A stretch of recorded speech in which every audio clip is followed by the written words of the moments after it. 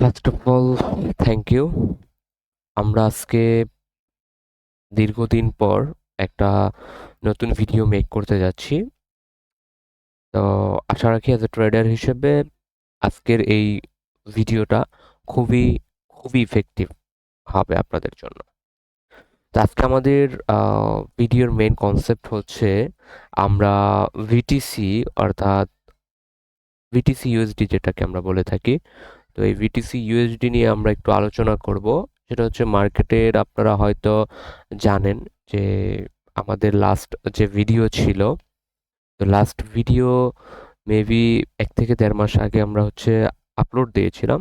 তো সেই ভিডিওতে আমাদের ভিটিসি ইউএসডির যে অ্যানালাইসিস ছিল, মার্কেটটা কন্টিনিউয়াসলি সেইভাবেই চলতেছে এবং স্টিল নাও সেমভাবেই চলতেছে। আপনারা হয়তো পেজটি ফলো করলে দেখবেন যে আমরা যে এন্ট্রিগুলো নিয়ে থাকি, তো সেই এন্ট্রিগুলা কিভাবে কাজ করে, কি ধরনের হয়, এগুলো আমরা শেয়ার করে থাকি। তো আজকে মূল থিমসটা হচ্ছে যে আমাদের পেইড বলেন ফ্রি, অর্থাৎ যারা আমাদের পেজটা ফলো করে থাকে তাদের অনেকের প্রশ্ন যে আসলে এই যে ভিটিসি ইউএসডি এই এন্ট্রিগুলা যে আমরা নিয়েছি, এই এন্ট্রিগুলোর পিছনের লজিকটা কি বা কেন নিয়েছি এবং কোন জায়গা থেকে আসলে আমরা কি ধরনের চেঞ্জ দেখলে বা কি ধরনের আহ, পাইলে আমরা হচ্ছে এন্ট্রি নিব বা কোন এন্ট্রিটা প্রফিট হওয়ার পসিবিলিটি হাই। তো এই জিনিসগুলা হচ্ছে ওনারা ইনবক্সে মেসেজ করেছে। তো সেই জিনিসটা আমরা একটা প্রপার এক্সপ্লেনেশন দেওয়ার জন্যই হচ্ছে মূলত আজকের এই ভিডিওটা। তা আমি মানে আপনাদের উদ্দেশ্যে বারবারই বলি, অর্থাৎ আমার পেইড বেস বলেন, ফ্রি বেস বলেন, বা কেউ পার্সন টু পার্সনও যদি কোনো ইনফরমেশন জানতে চাই, আমি অলওয়েজ চেষ্টা করি আম, মানে এমন কিছু ট্রিক্স দেওয়ার জন্য যেটা আমার মানে অ্যাজ এ ট্রেডার হিসেবে লাইফে খুব ইম্প্যাক্টফুল। ফার্স্ট একটা কথা হচ্ছে, আপনারা অর্থাৎ অনেকগুলো কারেন্সি নিয়ে কাজ করার প্রয়োজন নাই। আপনি 3টা থেকে 4টা কারেন্সিতে আপনি কি হন, মাস্টার হন, প্রো লেভেলের মাস্টার হন। মানে আপনাকে এমনভাবে নিজেকে মানে মেক করতে হবে যেন আপনি ওই 2টা 3টা পেয়ারে বা 2টা 3টা কারেন্সিতে মানে 1 পিপস মুভ দিলে বা 10 পিপস মুভ দিলে, তো সে মার্কেটটা কেন মুভ দিছে, মুভ দেওয়ার পিছনের রিজন কি, হয় মুভ দিস, মানে মার্কেট, এই জিনিসগুলো যেন আপনি জানতে পারেন। এভাবে আপনাকে তৈরি করতে হবে। অর্থাৎ আপনার আম, মানে শর্ট টাইম থেকে শুরু করে হায়ার টাইম ফ্রেম, সকল টাইম ফ্রেমে আপনাকে মাস্টার হতে হবে। মাস্টার কি, আপনি যখন 2টা 3টা পেয়ার নিয়ে কাজ করবেন তখন মানে এই জিনিসগুলো আপনার অটো মেক হয়ে যাবে, তখন আপনাকে মানে তৈরি করে দিতে হবে না। এক, দ্বিতীয়ত হচ্ছে যে আপনার রিস্ক ম্যানেজমেন্ট ফলো করতে হবে। রিস্ক ম্যানেজমেন্ট কি, এখন আমরা শুধু আহ, মানে রেশিও মেনটেন করি যে আমার এন্ট্রিতে 1:4 বা 1:3 1:2 রেশিও মেনটেন করি। তো শুধু রেশিও মেনটেন করলে আপনি এই মার্কেটে টিকতে পারবেন না।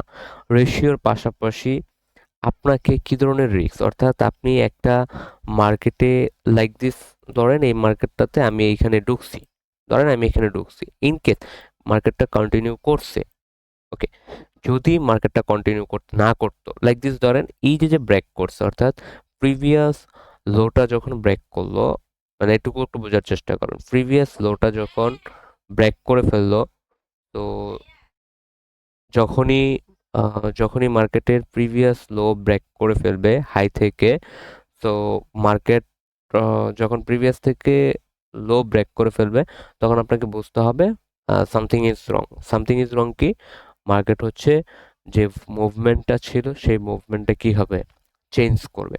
তো যখন আমি দেখলাম এই যে মার্কেটের মুভমেন্টটা চেঞ্জ হয়ে গেছে, আমি কিন্তু তারপরে কি করছি, আরও কনফার্মেশন পাইছি, যদিও আমি এন্ট্রি কি এই জায়গাতে নিছি। এন্ট্রি নেওয়ার পর আমি যখন এই যে একটা পোস্ট দেওয়ার পর মার্কেট যখন প্রিভিয়াসলি আবার রিটেস্ট শুরু করলো, তো তখন কিন্তু আমি আরো কনফার্মেশন পাইছি, যখনই আমি এই জায়গাতে আইসা পড়ছে এটা কিন্তু আমি আবার স্ক্যাল্পিং করছি এখানে। এই স্ক্যাল্পিংটা কিন্তু আমি মানে এন্ট্রিতে বা মানে এটা দেখায় নাই। আপনাদের একটা সিক্রেট বিষয় বলে রাখি, আমার মানে প্রত্যেকটা এন্ট্রি এরকম হয়, এই যে একটা এন্ট্রি দেখতেছেন, এই যে একটা এন্ট্রি, এই যে একটা এন্ট্রি, এই এন্ট্রির ভিতরেও আমার আরো 2টা 3টা এন্ট্রি হয়। অর্থাৎ এটা হচ্ছে আমার মানে লং লং রান মুভ। এটা হচ্ছে লং রান মুভ, বাট এটার মানে ভিতরে ইন্টারনাল, অর্থাৎ যেটাকে আমরা মেজর মাইনর মানে ট্রেন্ডের বিষয়ে যদি আমরা বলি মেজর ট্রেন্ড মাইনর ট্রেন্ড, মানে এটা হচ্ছে আমার মেজর এন্ট্রি। বাট এটার ভিতরে আমার মানে অনেকগুলা স্ক্যাল্পিং থাকে, ওটা আমরা মানে অন্য একটা ভিডিওতে আলোচনা করব স্ক্যাল্পিং এর বিষয়টা। তো এই এই জিনিসগুলো আপনাকে বুঝতে হবে, অর্থাৎ আপনার ওই একটা এন্ট্রি পায়া, এখানে একটা এন্ট্রি পাইছি এই কারেন্সিতে, আরেকটাতে আরেকটা এরকম দরকার না। আপনার একটা পারফেক্ট অর্থাৎ এ প্লাস সেট আপ একটা পাইছেন, ওই এ প্লাস সেট আপ থেকে আরো খোঁজার চেষ্টা করেন যে আরো 2টা 3টা এন্ট্রি কিভাবে সেখান থেকে বের করা যায়, সেখান থেকে কিভাবে প্রফিট জেনারেট করা যায়। এই মেন্টালিটি আপনাকে মানে থাকতে হবে, তাহলেই কেবল আপনি মার্কেট থেকে করতে হবে। আপনাকে টাইম ম্যানেজমেন্ট মানে জানতে হবে, অর্থাৎ কোন সময়ে মার্কেটে আপনি এন্ট্রি নিবেন, কোন সময়ে মার্কেট থেকে এক্সিট হবেন, কোন কারেন্সিতে কখন মার্কেটের মুভমেন্ট বেশি হয়। এই জিনিসগুলো আপনাকে কি করতে হবে, আপনার নিজের মধ্যে নিয়ে আসতে হবে। এটা হয়তো 1 দিন 2 দিনে হবে না, এটা ডে বাই ডে আপনাকে কি করতে হবে, নিজের মাইন্ডের সাথে সেট আপ করতে হবে। দ্বিতীয় হচ্ছে মার্কেটে মানে চার্ট বসছেন, চার্টে বসে এন্ট্রি নিতে হবে প্রয়োজন নাই। আপনি আপনার সিস্টেম অনুযায়ী, অর্থাৎ আপনি যে সিস্টেমটুকু জানেন, লাইক দিস আমি বারবারই বলি, আপনি ধরেন এজ এ নতুন ট্রেডার, আপনি জাস্ট সাপোর্ট রেজিস্ট্যান্স বোঝেন, এটা রেজিস্ট্যান্স, এটা সাপোর্ট, দুনিয়ার আর কিছু বোঝেন না। তাহলে আমার টার্গেটেড আর প্রোটেক্টেড, আপনি বায়ের ক্ষেত্রে কি টার্গেটেড এবং প্রোটেক্টেড, এই 2টা জিনিস মেনটেন করেও যদি আপনি কন্টিনিউ প্রত্যেকটা ট্রেড করেন, তাহলে আই হোপ মানে লস করার পসিবিলিটিটা খুবই খুবই কম।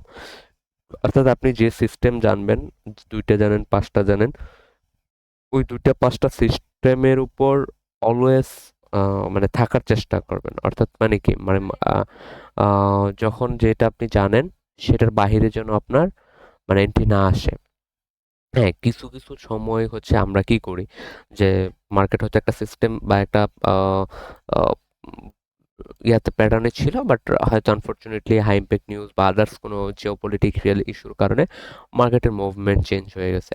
তখন সেটা হচ্ছে ইনস্ট্যান্ট কোনো ডিসিশনের কারণে হয়তো আমরা কি করি, ম্যানুয়ালি ক্লোজ করি। হ্যাঁ, এটা দুই একবার হতে পারে, বাট এটা বললে আপনি কন্টিনিউ প্রত্যেকটা মানে এন্ট্রিতে করবেন, এটা কিন্তু করা যাবে না। অর্থাৎ মোট কথা হচ্ছে আপনাকে কিছু সিস্টেমের উপর আপনাকে থাকতে হবে। অর্থাৎ এই বিজনেসে আপনি যদি আপনার ভালো একটা ক্যারিয়ার গ্রোথ করতে চান বা ভালো একটা কিছু করতে চান, তাহলে আপনাকে মানে ওই স্ক্যাল্পিং বা ওই যে অমুকের সিগনাল, অমুকে এটা দিচ্ছে ওইটা দিচ্ছে, এই জিনিসগুলো মাথা থেকে জেরে ফেলতে হবে। আর একটা কথা হচ্ছে, সিগন্যালের পিছনে আপনাকে ছুটা যাবে না। আপনি যতদিন আরেকজন সিগন্যালের জন্য অপেক্ষা করবেন, ততদিন আপনি এই মার্কেট থেকে ভালো কিছু আশা করতে পারেন না। আপনাকে সিগন্যাল ছেড়ে ফেলতে হবে। সিগন্যাল ছেড়ে আপনাকে নিজেকে অ্যানালাইজড হতে হবে। অ্যানালাইজড হয়ে তারপর আপনি এখান থেকে মার্কেট থেকে প্রফিট করতে পারবেন। তো আশা রাখি যে যে কথাগুলো বললাম প্রত্যেকটা কথা very much important for trader, investor, সবার জন্যই। তো আশা রাখি প্রত্যেকটি কথা মানার চেষ্টা করবেন। ধন্যবাদ।